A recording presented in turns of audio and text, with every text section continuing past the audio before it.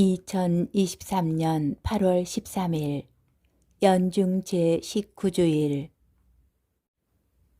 제1독서 열왕기 상권 19장 9절 11절에서 13절의 말씀입니다.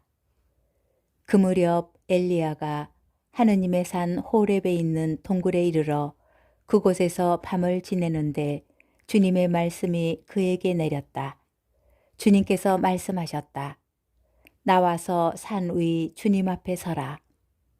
바로 그때에 주님께서 지나가시는데 크고 강한 바람이 산을 핥히고 주님 앞에 있는 바위를 부수었다. 그러나 주님께서는 바람 가운데에 계시지 않았다. 바람이 지나간 뒤에 지진이 일어났다. 그러나 주님께서는 지진 가운데에도 계시지 않았다. 지진이 지나간 뒤에 불이 일어났다. 그러나 주님께서는 불 속에도 계시지 않았다. 불이 지나간 뒤에 조용하고 부드러운 소리가 들려왔다. 엘리야는 그 소리를 듣고 겉옷자락으로 얼굴을 가린 채 동굴 어귀로 나와섰다. 주님의 말씀입니다. 제2독서 사도 바오로의 로마서 9장 1절에서 5절의 말씀입니다. 형제 여러분, 나는 그리스도 안에서 진실을 말하고 거짓말을 하지 않습니다. 나의 양심도 성령 안에서 증언해 줍니다. 그것은 커다란 슬픔과 끊임없는 아픔이 내 마음속에 자리 잡고 있다는 것입니다. 사실 육으로는 내 혈족인 동포들을 위해서라면 나 자신이 저주를 받아 그리스도에게서 떨어져 나가기라도 했으면 하는 심정입니다. 그들은 이스라엘 사람입니다. 하느님의 자녀가 되는 자격, 영광, 여러 계약, 율법, 예배, 여러 약속이 그들에게 주어졌습니다. 그들은 저 조상들의 후손이며 그리스도께서도 육으로는 바로 그들에게서 태어나셨습니다. 그분은 만물 위에 계시는 하느님으로서 영원히 찬미 받으실 분이십니다. 아멘. 주님의 말씀입니다. 복음 마테오복음 14장 22절에서 33절의 말씀입니다. 군중이 배불리 먹은 다음 예수님께서는 곧 제자들을 재촉하시어 배를 타고 건너편으로 먼저 가게 하시고 그동안에 당신께서는 군중을 돌려보내셨다. 군중을 돌려보내신 뒤 예수님께서는 따로 기도하시려고 산에 오르셨다. 그리고 저녁 때가 되었는데도 혼자 거기에 계셨다.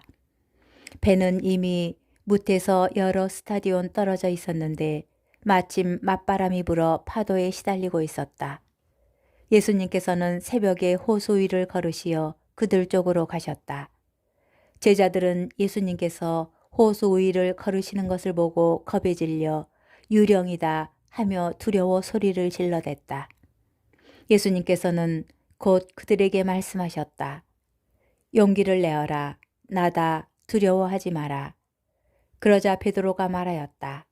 주님, 주님이시거든 저더러 물 위를 걸어오라고 명령하십시오. 예수님께서 오너라 하시자 베드로가 배에서 내려 물 위를 걸어 예수님께 갔다. 그러나 거센 바람을 보고서는 그만 두려워졌다. 그래서 물에 빠져들기 시작하자 주님, 저를 구해 주십시오 하고 소리를 질렀다.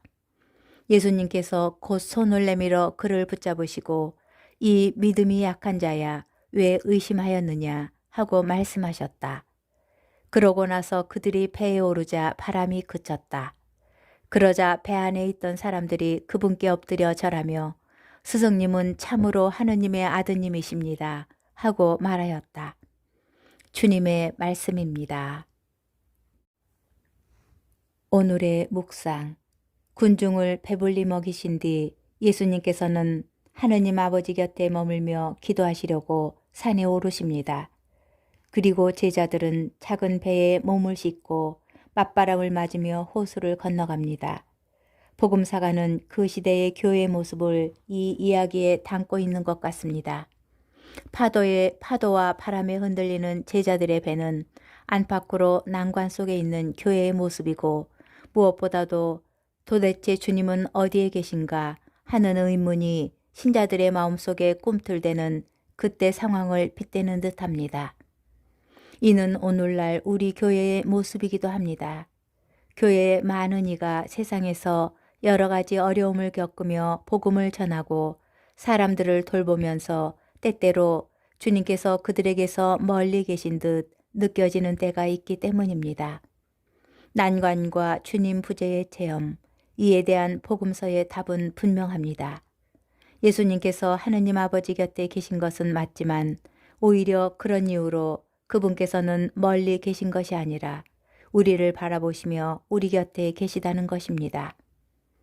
주님께서는 언제나 우리를 보고 계시기에 가장 적절한 순간에 우리 곁으로 오십니다. 베드로가 예수님을 만나러 믿음의 항해를 하다가 물속에 빠졌을 때 그분께서 다가오시어 베드로의 손을 잡아 구하여 주셨습니다. 예수님께서는 우리에게도 한결같이 손을 내미십니다. 우리가 주일마다 참여하는 미사에서 우리가 촛불을 켜고 마음 모아 기도할 때 우리가 하느님 말씀 안에서 그분을 만나는 바로 그때, 그리고 살면서 겪는 많은 일 안에서 예수님께서는 손을 잡아 우리를 일으켜 주십니다. 우리가 주님의 손을 잡고 그분의 이끄심에 우리의 인생을 내맡기는 순간순간 우리의 삶은 주님의 은총으로 채워지고 우리는 믿음으로 살 것입니다.